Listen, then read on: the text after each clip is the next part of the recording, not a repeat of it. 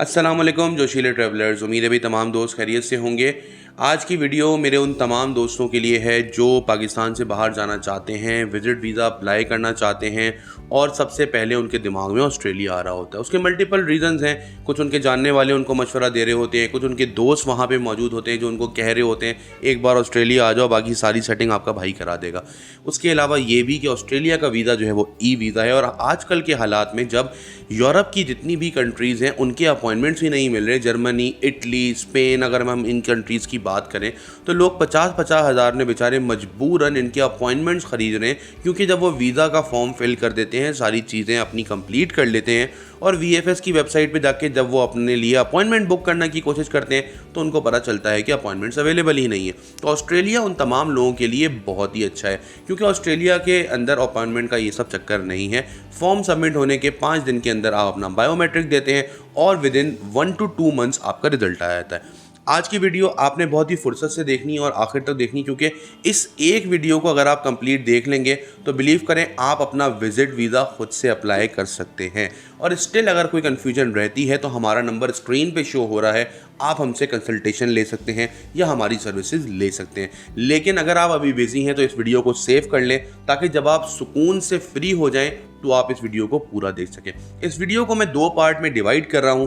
पहले पार्ट के अंदर मैं आपको सारी रिक्वायरमेंट्स बता दूंगा जल्दी ताकि आप वो डॉक्यूमेंट्स कंप्लीट कर लें, एंड सेकंड पार्ट में मैं आपको प्रॉपरली एक फॉर्म फिल करके दिखाऊंगा कि कौन सी चीज़ें रिक्वायर्ड हैं आपको अपना विजिट वीज़ा का फॉर्म फिल करने के लिए। तो आइए आज की वीडियो का आगाज़ करते हैं दोस्तों, मगर पहले हमारे चैनल को सब्सक्राइब कर लें और नोटिफिकेशन को ऑन कर लें। दोस्तों, किसी भी अच्छी कंट्री के लिए आप वीज़ा अप्लाई करेंगे तो कुछ डॉक्यूमेंट्स बिल्कुल सेम रहेंगे। इसमें सबसे पहले आपका पासपोर्ट, जिसकी वैलिडिटी कम से कम 6 मंथ्स की होनी चाहिए। उसके अलावा आपका CNIC अपडेटेड हो, आपका FRC अपडेटेड हो, अगर आप शादीशुदा हैं तो आपका MRC अपडेटेड हो। उसके अलावा visa request letter business letter head के ऊपर हो, अगर आप बिजनेस करते हैं। अगर आप जॉब करते हैं तो आपकी लास्ट 3 मंथ्स की सैलरी स्लिप, आपकी bank account statement last 6 months की मेंटेन और आपका बैंक मेंटेनेंस लेटर। अगर आप कोई प्रॉपर्टी एक्वायर कर चुके हैं या आपके पास है तो आपको उस प्रॉपर्टी के डॉक्यूमेंट्स भी अटैच करने पड़ेंगे। अगर आपकी कोई इन्वेस्टमेंट्स हैं तो आपको उस इन्वेस्टमेंट्स की डीड्स भी लगानी पड़ेंगी। कोई बाइंग सेलिंग की है तो आपको सेल्स डीड अटैच करनी पड़ेंगी और इस तरह के डॉक्यूमेंट्स अटैच करने पड़ेंगे जो आपकी होम कंट्री से आपके टाइज को स्ट्रॉन्ग बना सके। आइए अब चलते हैं फॉर्म फिलिंग की तरफ। फॉर्म के एंड पे भी एक डॉक्यूमेंट्स का सेक्शन आएगा, वहाँ मैं मजीद आपको डॉक्यूमेंट्स के बारे में बताऊँगा। दोस्तों, मैंने इस वक्त अपनी स्क्रीन शेयर कर दी है। आप अपनी कंप्यूटर स्क्रीन के ऊपर या मोबाइल की स्क्रीन पे देख सकते हैं कि एक सर्च इंजन मैंने खोला हुआ है, गूगल। मैं आपको बिल्कुल बेसिक से इसीलिए बता रहा हूँ ताकि आपको बिल्कुल आसानी से फॉर्म फिल करना आ जाए। सबसे पहले आपने सर्च करना है ऑस्ट्रेलियन विजिट वीज़ा फॉर्म। जैसे ही आप ये सर्च करेंगे आपके सामने जो पहला लिंक आ रहा है वो है विजिटर वीज़ा सब क्लास 600, जो कि ऑस्ट्रेलियन ई वीज़ा का नाम है। हम इस पर क्लिक कर देंगे तो एक होम पेज के ऊपर, एक ये वेबसाइट के ऊपर ये आपको लेके चला जाएगा। अब इस लैंडिंग पेज में क्या है, ये वो लैंडिंग पेज है जहां पर आप जो हैं अगर ऑस्ट्रेलिया के बाहर से विजिट वीज़ा अप्लाई कर रहे हैं तो आपको ये डॉक्यूमेंट आपके सामने आ जाएगा। इसमें सबसे पहले देखें आप अबाउट दिस वीज़ा, ये वीज़ा के बारे में अगर आप पढ़ना चाहते हैं तो आप ये सब कर लें। भाई प्रोसेसिंग टाइम कितना है, ये आ गया प्रोसेसिंग टाइम कि भाई इसके अंदर प्रोसेसिंग टाइम क्या है, इसके अंदर हेल्थ इंश्योरेंस कौन सी है, ट्रैवल कौन सा है, देन उसके बाद इसके अंदर एलिजिबिलिटी क्या है कि भाई हेल्थ एलिजिबिलिटी क्या है, करेक्टर रिक्वायरमेंट क्या है, डेट्स क्या है, सारी चीज़ें बड़ी डिटेल में इसके अंदर उन्होंने डिफ़ाइन की हुई है step by step before you apply. अच्छा, अब देखें अगर आप इस before you step by step में जाते हैं, बिफोर यू अप्लाई में, तो ये शो ऑल स्टेप्स कर रहा है कि भाई आप अपना पासपोर्ट चेक कर लें, अपना ऑर्गेनाइज कर लें, आप हेल्थ एग्जामिनेशन। अच्छा, ये होता है जब आप विजिट वीज़ा के लिए, खैर ये रिक्वायर्ड नहीं है। अच्छा, एप्लीकेशन के लिए कोई हेल्प चाहिए तो आप जो है यहाँ पे इन्होंने कुछ अपने एजेंट्स दिए हुए, उनसे भी आप कांटेक्ट कर सकते हैं। उसके अलावा गैदर योर डॉक्यूमेंट्स में आ जाएं आप। गैदर योर डॉक्यूमेंट्स के अंदर वो सारे डॉक्यूमेंट्स आपको इन्होंने मेंशन किए हुए हैं, ID card, marriage certificate, passport, ये सब चीज़ें, ठीक है। देन उसके बाद आप apply the visa. Apply visa कैसे करेंगे, अप्लाई ऑनलाइन। और उसके बाद आफ्टर अप्लाई द वीज़ा, वही जैसे मैंने आपको बताया कि आपको अपनी बायोमेट्रिक देने के लिए अपॉइंटमेंट बुक करना है। तो आइए स्टार्ट करते हैं। हम दोबारा से आते हैं ऊपर ओवरव्यू पे और ये अप्लाई का ऑप्शन आपको दिख रहा है। अप्लाई पे क्लिक करेंगे। जैसे ही मैंने ये क्लिक किया तो आपके सामने यहाँ पे एक मेरी ID लिखी हुई नज़र आ रही है। अच्छा, अब नीचे एक और ऑप्शन है क्रिएट IMEI अकाउंट। अब जब मैं इस पर क्लिक करता हूँ, ये देखें, अगर जैसे मेरा अकाउंट नहीं बना हुआ, आप फर्स्ट टाइम कर रहे हैं, तो आप यहाँ पे अपना अकाउंट क्रिएट कर लेंगे। इंडिविजुअल सेलेक्ट करेंगे, family name as per your passport, वो सारी चीज़ें सेलेक्ट करेंगे, ईमेल एड्रेस डालेंगे, कंटिन्यू कर देंगे। आपकी ईमेल के ऊपर एक जो है वो कंफर्मेशन ईमेल आएगी, आप उसको क्लिक करेंगे तो आपकी आईडी एक्टिव हो जाएगी। देन आप वापस इस लिंक के ऊपर आएंगे, यूज़र नेम एंटर करेंगे, पासवर्ड एंटर करेंगे और लॉगिन पे क्लिक कर देंगे। जैसे ही आप लॉगिन पे क्लिक करेंगे तो ये आपको रीडायरेक्ट कर देगा अपने पेज के ऊपर। ये देखिए। अच्छा, अब ये पेज आपके सामने खुल चुका है। ठीक है भाई, सारी चीज़ें मैंने इसको देख ली। अच्छा, ये यहाँ पे आपको ये भी दिखा रहा होगा कि आप जो है वो कब आखिरी दफ़ा आपने लॉगिन किया। अब मैं इसे कंटिन्यू करता हूँ। जब मैं इसे कंटिन्यू करूँगा तो ये मुझे आगे रीडायरेक्ट करके फॉर्म के ऊपर ले आएगा। अब ये टोटल फॉर्म जो है वो 19 पेजेस का फॉर्म है। इस वक्त हम फॉर्म के पहले पेज पे हैं। सबसे पहले टर्म्स एंड कंडीशंस को आपने एग्री करना है। अगर आप उसको पढ़ना चाहते हैं तो आप इसको यहाँ से ओपन करके रीड भी कर सकते हैं, सारी डिटेल इसमें लिखी हुई है। देन नेक्स्ट पेज के ऊपर आप जाएंगे। नेक्स्ट पेज के ऊपर वो आपसे पूछेगा कि भाई क्या आप इस वक्त करंटली ऑस्ट्रेलिया में हैं या ऑस्ट्रेलिया से बाहर हैं। तो आप इस वक्त ऑस्ट्रेलिया से बाहर हैं तो आप इसको येस कर देंगे। आगे वो पूछ रहा है करंट लोकेशन क्या है, तो भाई करंट लोकेशन आपकी पाकिस्तान है। लीगल स्टेटस आपका क्या है कि यहाँ पे मैं सिटीज़न हूँ।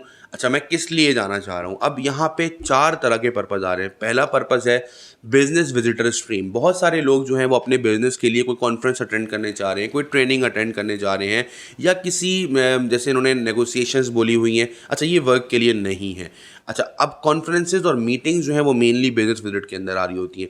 फ्रीक्वेंट ट्रैवलर स्ट्रीम मतलब कि भाई आप किसी टूरिज्म या बिजनेस पर्पज़ के लिए जा रहे हैं। स्पॉन्सर्ड फैमिली स्ट्रीम मतलब कि आपको स्पॉन्सरशिप चाहिए, ये भी विजिट वीज़ा के लिए खैर हम नहीं करते, जो फर्स्ट टाइम विजिट कर रहे होते हैं। आपको फर्स्ट टाइम अगर आप अप्लाई कर रहे हैं तो आपको टूरिस्ट के लिए अप्लाई करना है। ठीक है। अच्छा, list all reasons for visiting Australia, आपने अप्लाई करना है टूरिज्म। ठीक है। अच्छा, अब give detail of any significant dates on which the applicant needs to be in Australia. अच्छा, यहाँ पर आपको सबसे पहले इस फॉर्म को स्टार्ट फिलिंग करने से पहले आपको करना ये है कि आपको, जैसे मैंने ये नोट पैड के ऊपर मैंने अपनी ट्रैवल डेट्स लिख ली हैं। ठीक है। अब मैं 8 डेज़ का अपना प्लान बना रहा हूँ। लेट्स अज्यूम कि मैं जाना चाह रहा हूँ 23 दिसंबर को, 23 दिसंबर को मैं जाऊँगा कराची से, और मैं वापसी अपनी करूँगा 2 जनवरी को। ठीक है ना। तो Karachi to Melbourne and then Melbourne to Karachi, ये मैंने अपना एक छोटा सा प्लान रेडी कर लिया है। अच्छा, मैंने लिख दिया ये। अच्छा, वो बोल रहा है सिग्निफिकेंट डेट्स, तो मैंने ये लिख दिया।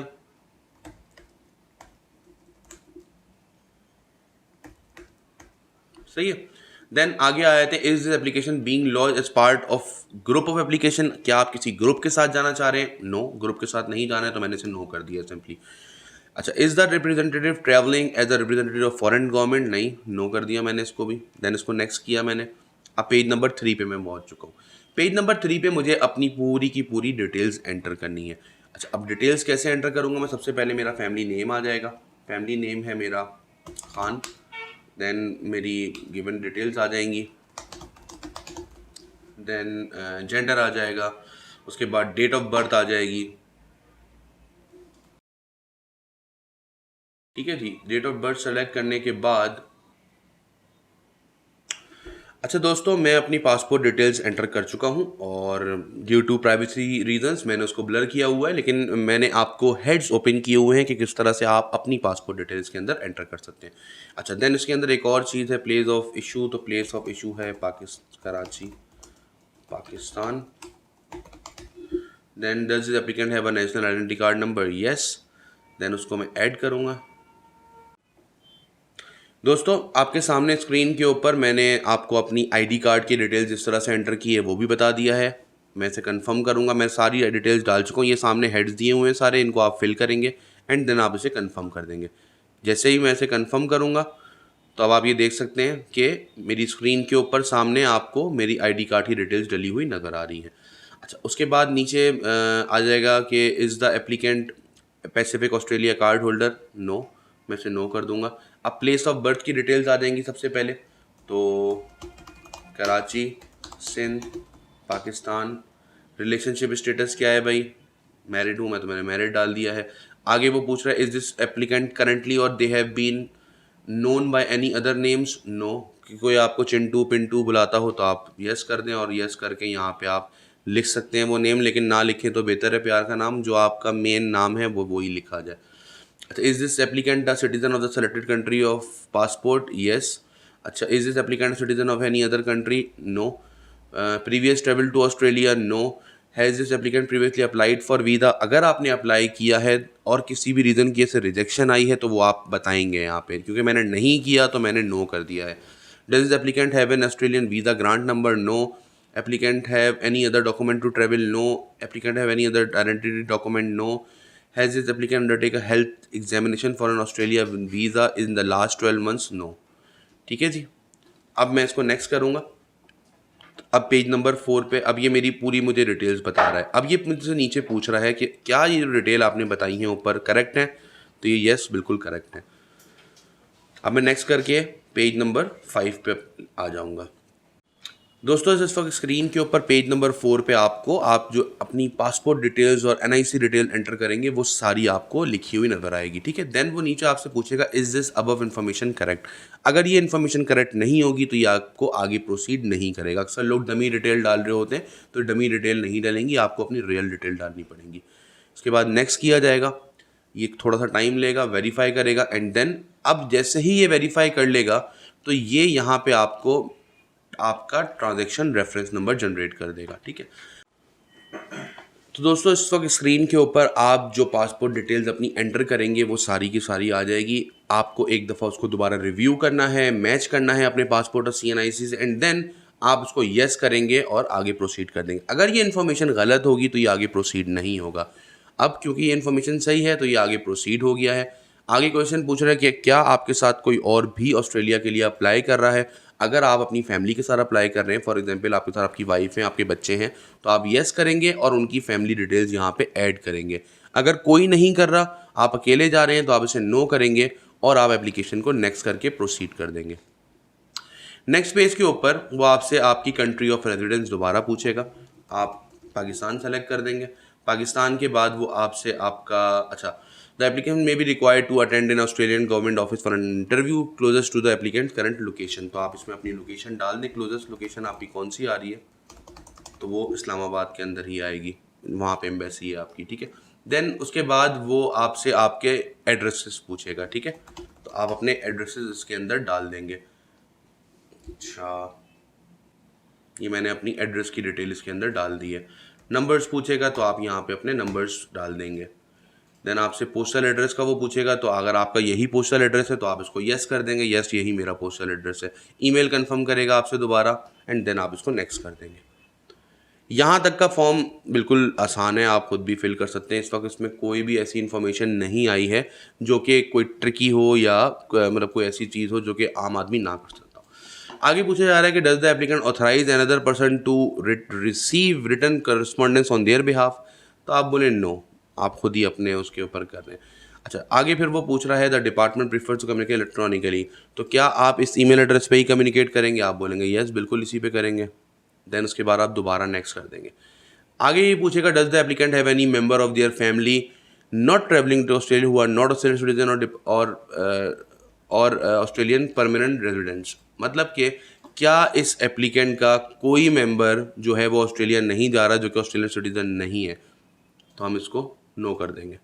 ठीक है जी, आगे चलेंगे हम। आगे वो ये बोल रहा है भाई अब propose period of stay, does the applicant intend to enter Australia on more than one occasion? आप इसे नो करें क्योंकि आप एक ही दफ़ा ट्रेवल करना चाह रहे हैं। How long does the applicant plan to stay in Australia? तो ये 3 months का आपका वीज़ा है तो आप 3 months इसको सेलेक्ट कर लेंगे। अच्छा, अब मैंने आपको एक चीज़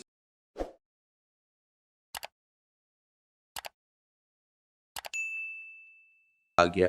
अक्सर लोग गलती ये करते हैं कि फॉर्म फिल करने के लिए उनको लगता है यार कोई भी डेट सेलेक्ट कर लो। अब मिसाल है वहाँ पे मैंने 20 दिसंबर सेलेक्ट की होती, अब यहाँ पे तो मैं भूल चुका होता, मैं अब 23 दिसंबर डाल देता तो ये फॉर्म के अंदर आपके मिस मैच आता जिसकी वजह से वीज़ा आपका रिजेक्ट हो जाता, होता हुआ वीज़ा भी रिजेक्ट हो जाता। इसलिए हमेशा अपना ट्रैवल प्लान, ये तो मैंने खाली एक डेट लिखी है, आप लोगों को अपना पूरा ट्रैवल प्लान प्रॉपर वे में लिखना होगा जिसके अंदर आपको अपनी आइटनरी भी बनानी होगी। अब इसी चीज़ के हम पैसे लेते हैं। कि भाई हम आपकी एक प्रॉपरली आइटनरी बनाते हैं, उस आइटनरी के हिसाब से हम आपके होटल सेलेक्ट करते हैं, उन होटल्स की बुकिंग रियल होती है और ऐसा कोई डमी बुकिंग नहीं होती, वो प्रॉपर रियल बुकिंग होती हैं, जो कि अगर आप क्रॉस चेक भी करेंगे तो उसका रेफरेंस नंबर आपको मिलेगा।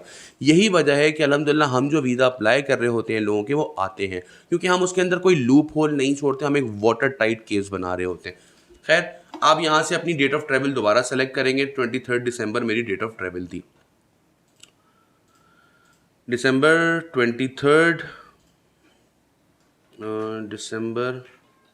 23, और मैंने अपनी वापसी की डेट रखी थी 2 जैन, तो मैं इसे 2024 करूँगा, जैन करूँगा और ये 2। अब मैंने सेम डेट सेलेक्ट कर ली है। Will the applicant undertake a course of study in Australia? अगर कभी गलती से भी येस नहीं कीजिएगा। अगर आप किसी सगे भाई ने, मामू ने, चचा ने बोला भी है कि आके कोई कोर्स कर लो और ये कर लेंगे, कोई सेटिंग बना लेंगे, तब भी हरगिज़ बोलने की ज़रूरत नहीं है। नो, आप कोई कोर्स करने नहीं जा रहे, आप सिर्फ विजिट के लिए जा रहे। Will the applicant visit any relative friends और कॉन्टैक्ट्स वायर इन ऑस्ट्रेलिया? अगर आपके कोई दोस्त वहाँ पे रहते हैं तो आप कर सकते हैं येस, लेकिन जितने ज़्यादा येस करेंगे ना, उतने ज़्यादा सवाल उठते चले जाएंगे। जितने ज़्यादा सवाल उठेंगे उतने ज़्यादा सवालों के आपको जवाब देने पड़ेंगे। लोगों को अक्सर ये लगता है कि यार हमारे वहाँ पे सगे रिश्तेदार रहते हैं, नेशनैलिटी होल्डर हैं, उनके पास स्टेटस है वहाँ पे, तो उनके नाम मेंशन करने से केस शायद स्ट्रॉन्ग हो जाएगा। हालांकि ऐसा नहीं है। अगर आपको वीज़ा टूरिज़्म पर्पज़ से मिलना है तो वो वैसे भी मिल जाएगा, अगर आपकी प्रोफाइल स्ट्रॉन्ग है। तो मैं अपने केस में इसको नो ही कंसिडर करता हूँ, इसको मैं नो कर देता हूँ। नेक्स्ट करते हैं। अब पेज नंबर 11 के ऊपर वो मुझसे पूछ रहा है करंट एम्प्लॉयमेंट डिटेल।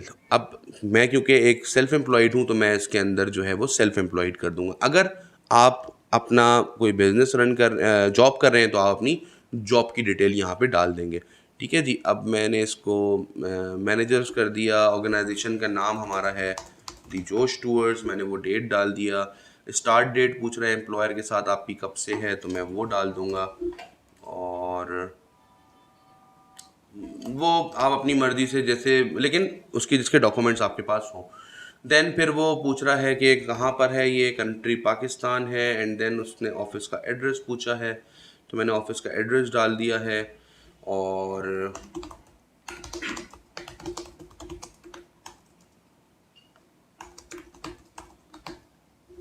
उसके बाद ये प्रोविंस पूछेगा, प्रोविंस के बाद ये नंबर पूछेगा, business number, mobile number, and then email, then again next. अब यहाँ से शुरू होती हैं ट्रिकी क्वेश्चंस। अक्सर लोग बोलते हैं यार हमारे पास तो बैंक स्टेटमेंट नहीं है लेकिन हमें कोई फ़ंड कर देगा, तो भाई उनके लिए ये आ गया सपोर्टेड बाय अदर पर्सन। ठीक है ना। अब वो नीचे आपसे पूछेगा सपोर्ट कैसी है, फाइनेंशियल सपोर्ट देंगे, मतलब पैसा आपके हाथ में दे देंगे, अकोमोडेशन वहाँ पे करा देंगे, या ऑल कॉस्ट। लेट्स सपोज मैं बोलता हूँ अकोमोडेशन। अकोमोडेशन जब मैं ये सेलेक्ट करता हूँ तो उस आपके दोस्त का या आपके रिश्तेदार का पूरा तमाम चीज़ें चेक होंगी। ये पाकिस्तान नहीं है कि मैं, अगर मेरा कोई रिश्तेदार या खाला का बेटा या मेरा कोई कज़न आ रहा है तो मैं उसे गद्दा डाल के ऊपर चादर बिछाऊंगा, तकिया दूंगा और बोलूँगा बेटा यहाँ सो जाना रात को, सुबह चले जाना शाम की गाड़ी से। ये है ऑस्ट्रेलिया। यहाँ पे सारी चीज़ें चेक की जाएंगी कि अगर उनके घर में एक गेस्ट आके ठहर रहा है तो उनके घर में इतनी जगह है कि वो एक गेस्ट को ठहरा सकते हैं, उनके पास एक एक्स्ट्रा रूम है जो कि उनके लिए, उनके गेस्ट के लिए होगा। ऐसा नहीं हो सकता कि बेडरूम के अंदर ही बराबर में गद्दा डाल के गेस्ट को सुला दिया जाए, ये ऑस्ट्रेलिया में पॉसिबल नहीं है। तो हमेशा इसके अंदर आप सेल्फ फंडेड ही करें, अपनी प्रोफाइल बेहतर बनाएं कि आप बोलें भाई मेरे पास पैसे हैं, मेरे पास टिकट के भी पैसे हैं, मेरे पास अकोमोडेशन के भी पैसे हैं, टूर के भी पैसे हैं, तो मुझे किसी से हेल्प की ज़रूरत ही नहीं है। आगे चलते हैं। What fund will the applicant have available to support their stay in Australia? अच्छा, ये आपका अवेलेबल बैलेंस है जो आपके अकाउंट स्टेटमेंट की क्लोजिंग है। अब एज्यूम कर लें ऑस्ट्रेलियन डॉलर 200 रुपये का चल रहा है और आपके अकाउंट में 18 लाख रुपए हैं, तो मैं सिंपल 18 लाख को डिवाइड कर दूंगा 200 से, तो ये आ गए 9000 ऑस्ट्रेलियन डॉलर। तो मैं लिख दूंगा 9000 AUD जो मेरे अकाउंट में बैलेंस है। अगर आप चाहें तो आप इसके अंदर कुछ डिटेल में भी लिख सकते हैं। अगर आप इस क्वेश्चन मार्क पे क्लिक करते हैं तो ये आपको इसके बारे में डिटेल भी दे देगा कि फंडिंग क्या होती है। वो बता रहा है कि applicant is required to have adequate funds for their personal support during their stay in Australia. Then depending on applicant circumstances the government may ask for evidence of financial capacity, जो कि आपकी बैंक स्टेटमेंट है, और letter of support है, जो कि अगर आप शो कर रहे हैं कि मुझे कोई सपोर्ट कर रहा है। ठीक है जी, देन इसको दोबारा से नेक्स्ट कर लेंगे। इसके अंदर झूठ नहीं बोलिएगा, जो जितना पैसा हो ना अकाउंट में वही लिखिएगा, झूठ का कोई फ़ायदा नहीं। आगे ये पूछ रहा है कि आखिरी 5 सालों के अंदर क्या ऑस्ट्रेलिया आए हो या कोई 3 महीने से ज़्यादा कहीं पे रुके हो ऑस्ट्रेलिया के अंदर, तो नहीं भाई। क्या आप एप्लीकेंट जो है वो किसी अस्पताल गया है या हेल्थ केयर फैसिलिटी के लिए ऑस्ट्रेलिया गया है? नहीं। क्या जो एप्लीकेंट है उसने कहीं पे वर्क किया है, स्टडी किया है या हेल्थ केयर वीज़ा पे ऑस्ट्रेलिया आया है? नहीं। क्या एप्लीकेंट जो है वो इस नियत से आ रहा है कि मैं वहाँ आके जो है वो डिसेबिलिटी केयर अप्लाई कर दूंगा या काम करूंगा या पढ़ूंगा? तो नहीं। अच्छा, आगे वो पूछ रहा है has any applicant ever had currently have tuberculosis, क्या कभी आपको टीबी हुआ है या कभी आपको किसी ऐसे करीबी रिश्तेदार को टीबी हुआ हो या कभी आपने चेस्ट का एक्सरे कराया हो तो वो एबनॉर्मल आया हो? नहीं है तो नो कर दें इसको, येस है तो फिर बस को बताएं किसको हुआ था, उसकी डिटेल दें। सही है, नो कर दें इसको। आगे फिर वो बोल रहा है भाई कभी blood disorder, cancer, heart disease, hepatitis B, HIV AIDS, kidney disease, कोई मेंटल इलनेस, कोई प्रेगनेंसी, इसमें से कोई भी सिम्टम आपको आया है तो आप उसे येस कर दें, नहीं आया है तो आप उसे नो कर दें। आगे वो पूछ रहा है क्या एप्लीकेंट जो है उसको मोबिलिटी केयर की ज़रूरत है, मतलब कि क्या वो डिसेबल है, क्या उसको स्पेशल केयर चाहिए चलने फिरने के लिए? नहीं चाहिए तो आप इसे नो कर दें। अब इसको मज़ीद आप दोबारा नेक्स्ट करेंगे। अब 16 पेज के ऊपर जो है ये आपसे सारे लॉ से रिलेटेड सवाल पूछेगा। ठीक है भाई। अच्छा, अब वो बोल रहा है if the applicant answer yes to any of the character declaration this they must have all relevant details for combined application, मतलब कि अगर आप इनमें से किसी भी सवाल का येस देते हैं तो आपको उसकी डिटेल देनी पड़ेगी। पहला सवाल ये है कि भाई कभी भी आपके ऊपर कोई कानूनी कार्रवाई हुई है, FIR कटी है आपके ऊपर किसी भी केस में, चोरी चकारी किसी भी केस में कटी है तो येस कर दें। येस करें और फिर बताएं कौन से थाने में किस SHO ने काटी थी और क्या मसला था आपका। नहीं हुई है तो नो कर दें आप इसको। आगे फिर वो पूछ रहा है कि भाई आप अपने मुल्क के अंदर कभी दंगे फसाद, जलाओ गिराओ, टायर जलाने में कहीं पे भी इन्वॉल्व रहे हैं जिसका ऑफिशियल रिकॉर्ड हो? अनऑफिशियली आपने चाहे कुछ भी किया हो अपने मुल्क के अंदर, जिसका ऑफिशियल रिकॉर्ड हो, जिसकी FIR कटी हो, जिसकी कोई क्रिमिनल हिस्ट्री हो? नहीं है तो नो कर दें आप। उसके आगे वो बोल रहा है कभी आप डोमेस्टिक वायलेंस, कभी बीवी को मारा हो, कभी बहन भाइयों को घर में मारा हो, कभी कोई ऐसा सिलसिला हुआ हो जिसमें कोर्ट तक बात चली गई हो, जायदाद का फड्डा हो गया हो? नहीं हुआ है तो आप उसको नो कर दें। आगे वाला सवाल ये पूछ रहा है कि कभी ऐसा हुआ है कि पुलिस आप पे घर पे आ गई अरेस्ट वारंट लेके कि भाई आपको गिरफ्तार कर रहे हैं और वकील आपकी ज़मानत कराएगा? अगर नहीं है तो आप इसको नो कर दें। आगे वो पूछ रहा है कि भाई क्या आपने कभी किसी बच्चे के साथ ज्यादती का शिकार करा है? अगर करा है तो येस कर दें, नहीं है तो आप इसको नो कर दें। आगे पूछ रहे हैं कि भाई क्या आप कभी किसी को हैरेस किया है, आपने कभी किसी को तंग किया है? आपने नहीं किया है तो आप इसको नो कर दें। उसके बाद वो पूछ रहा है कि भाई कभी आपने कोई इंसैनिटी, कोई पागलपन का मुजाहरा किया? नहीं किया तो आप इसे नो कर दें। उसके बाद फिर इसी तरह के बहुत सारे क्वेश्चंस हैं कि कभी आपको कोर्ट ने जो है वो गिल्टी कर दिया और आपने बोला हो कि भाई मैं हाई कोर्ट जा रहा हूँ और मैं अब जो है वो प्लीड करूँगा, नहीं किया तो नो कर दें। उसके बाद जो है वो आप कभी ऐसा हुआ है कि आपकी वजह से नेशनल सिक्योरिटी रिस्क पे आ गई हो? नहीं किया है तो नो कर दें। कभी आप किसी वॉर के क्राइम में, कभी आप किसी जेनोसाइड में इन्वॉल्व हुए हैं तो येस करें, अदरवाइज नो। मेनली इसमें सारे जो क्वेश्चंस हैं वो वायलेंस और इन तमाम मुकदमात से रिलेटेड हैं। लेकिन अगर आप पे कोई मुकदमा हुआ है और उसका रिकॉर्ड मौजूद है तो आपने उसको येस करना होगा।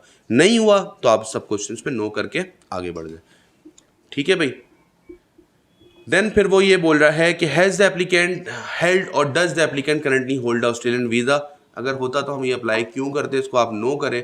Has the applicant ever been in Australia और एनी अदर कंट्री? नो। उसके बाद वो पूछ रहा है has the applicant ever had Australian visa? No. अगर वीज़ा रिजेक्ट हुआ है तो येस करेंगे और उसकी डिटेल डालेंगे। अब आखिरी पेज पे यह है डिक्लेरेशन, अंडरटेकिंग कह लें आप इसको। इसमें वो आपसे यही पूछेगा कि भाई आपने सब कुछ पढ़ लिया, समझ लिया अच्छी तरह से? आप बोलेंगे यस मैंने पढ़ लिया है, मैंने समझ लिया है, सारी इन्फॉर्मेशन इस फॉर्म पे सही लिखी है? बिल्कुल मैंने सारी इन्फॉर्मेशन सही लिखी है। आप ये समझ रहे हो ना कि अगर कोई फ्रॉड किया तो आपके खिलाफ कानूनी चारागाही की जाएगी? आप बोलते हैं यस मैं समझ चुका हूँ। आप समझ चुके हो, कोई भी फ्रॉड डॉक्यूमेंट डाला तो अच्छा नहीं होगा, आपने यस कर दिया। उसके बाद उसने पूछा आपसे कि आपको पता है ना कि इसके क्या नताइज संगीन हो सकते हैं अगर आपने गलती की कोई? बोला यस मुझे पता है। उसके बाद उसने बोला फॉर्म 1442I पढ़ लो, उसके अंदर भी प्राइवेसी नोटिस हैं तो वो पढ़ लीजिए और उसको भी यस कर दीजिए। और इसको भी यस कर दीजिए। इन सब में अंडरटेकिंग है। Agree not to undertake study, मतलब कि आप वहाँ जाके स्टडी नहीं करोगे, टाइम पे ऑस्ट्रेलिया से निकलोगे, फिंगरप्रिंट भी दोगे, सारी चीज़ें आप दोगे, ठीक है ना। देन इसको हम, अच्छा अब आप ऊपर देख सकते हैं ये आपका लास्ट पेज था। अब मैं इसको नेक्स्ट करूँगा। अच्छा एक फील्ड रह गई, देखा ये मैंने नहीं किया तो उसने आगे कंटिन्यू नहीं किया। सही है दोस्तों, ये आ गई मेरी एप्लीकेशन कंप्लीट हो गई। इसने मुझे रिव्यू करने के लिए पूरा फॉर्म दे दिया है। अब मैं इस पूरे फॉर्म को दोबारा से रिव्यू कर सकता हूँ एंड देन मैं इसको नेक्स्ट कर दूँगा। आप थोड़ा टाइम लेके इसको रिव्यू ज़रूर कीजिएगा। अच्छा अब जो है वो ये मेरी एप्लीकेशन हो चुकी है। अब मैं क्या करूँगा, अब आप नीचे आ जाएं। नीचे सबसे पहले क्या है भाई, ट्रैवल डॉक्यूमेंट। डॉक्यूमेंट क्या है, आपने अपने, अब जो ये अटैचमेंट्स की बात हो रही है, आपको अपने पासपोर्ट को अटैच करना है। दूसरा नेशनल आइडेंटिटी कार्ड, ये आपका CNIC हो जाएगा, ठीक है, national ID card. Evidence of applicant previous travel, ये आपकी ट्रैवल हिस्ट्री हो जाएगी। जैसे अब आप ये सेलेक्ट कर लें, वीज़ा डॉक्यूमेंटेशन करेंगे तो यहाँ पे वीज़ा डॉक्यूमेंटेशन आ जाएगी, जो आपके जो है वो स्टैंप्स लगे, सॉरी जो आपके वीज़ा स्टिकर्स लगे हुए हैं। अगर आप एंट्री एग्जिट स्टैम्प करेंगे तो एंट्री एग्जिट स्टैम्प्स की आप PDF सेव करके वो यहाँ पे अपलोड कर सकते हैं। यहाँ पे आप FRC अपलोड करेंगे, यहाँ पे आप अपना ट्रैवल प्लान अपलोड करेंगे, यहाँ पे आप अपनी बैंक स्टेटमेंट अपलोड करेंगे, और यहाँ पर आप अपना जो है वो करंट एम्प्लॉयर जो है, या तो आप अगर जो बिज़नेस कर रहे हैं तो अपना बिज़नेस की डिटेल आप वो करेंगे। अच्छा अब क्योंकि ऑब्वियसली मैं ये डॉक्यूमेंट अभी अपलोड नहीं कर रहा हूँ, जैसे ही आप ये डॉक्यूमेंट अपलोड करेंगे, आप नेक्स्ट करेंगे, अगले पेज के ऊपर आपका पेमेंट का सिलसिला आ जाएगा।